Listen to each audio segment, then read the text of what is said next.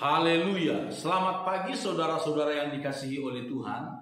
Mari sama-sama kita kembali merenungkan firman Tuhan di dalam jilid ketiga kitab Mazmur, Mazmur 73 sampai pasal 89.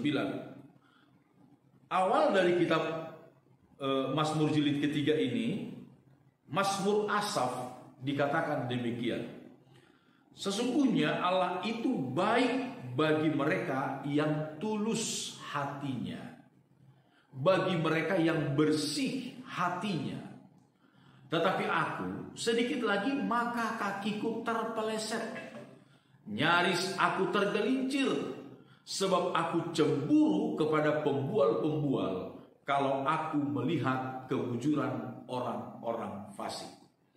Saudara-saudara dikasihi oleh Tuhan, Asaf dia mengakui di sini hampir dia tergelincir, hampir dia terjatuh, artinya hampir dia mengikuti gaya hidup orang-orang fasik.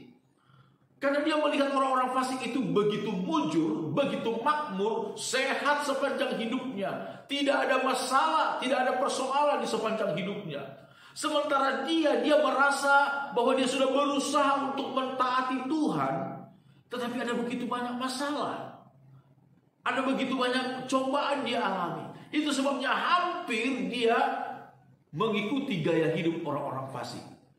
Sampai kemudian dia merenungkan hal itu di dalam rumah Tuhan, di dalam bait Allah.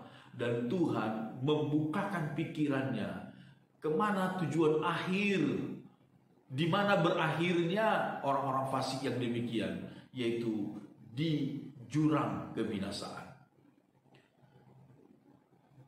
Itu sebabnya Asaf dengan tegas berkata, sesungguhnya Allah itu baik bagi mereka yang tulus hati, yang bersih hatinya, yang bersih hatinya, tulus dan bersih hatinya. Tetapi ketika kecemburuan terhadap keberhasilan orang lain ada di dalam hati kita, terlebih orang itu adalah orang fasik, hati-hati saudara-saudara, kita bisa terjerumus untuk mengambil sikap hidup yang sama dengan orang fasik. Hal yang sama pernah diutarakan oleh Nabi Yeremia kepada Tuhan. Dalam Yeremia pasal 12 ayat 1. Engkau memang benar ya Tuhan, bila mana aku berbantah dengan engkau, tetapi aku mau berbicara dengan engkau tentang keadilan. Mengapakah mujur hidup orang-orang fasik, sentosa semua orang yang berlaku tidak setia. Nabi Yeremia pun pernah cemburu, bahkan dia dongkol rasanya melihat orang fasik itu kok enak benar hidup mereka. Itu sebabnya Yeremia seolah-olah dia mau berbantah dengan Tuhan tentang keadilan. Seolah-olah Nabi Yeremia lebih mengerti keadilan daripada Tuhan sendiri, Sang Maha Adil itu. Tetapi kemudian disitulah datang jawaban Tuhan kepada Nabi Yeremia.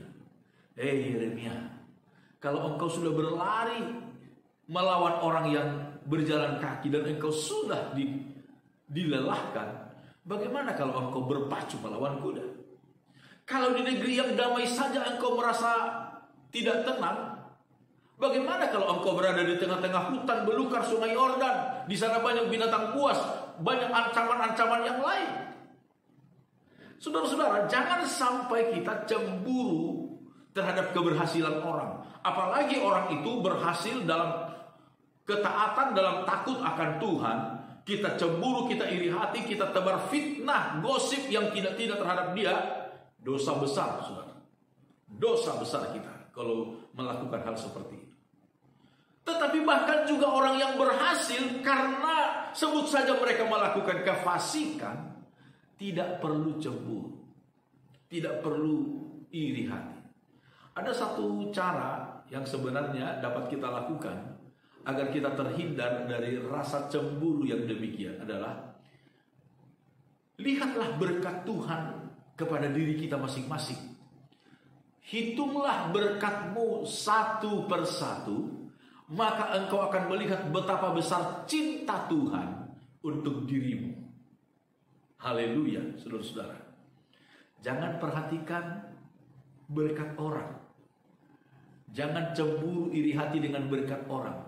Syukurilah berkat yang kita terima. Maka sukacita, damai sejahtera akan memenuhi hati dan pikiran kita semuanya. Amin. Tuhan Yesus Kristus memberkati kita. Mari sama-sama kita berdoa. Bapa kami dalam sorga, segala pujian syukur kami naikkan kepadamu.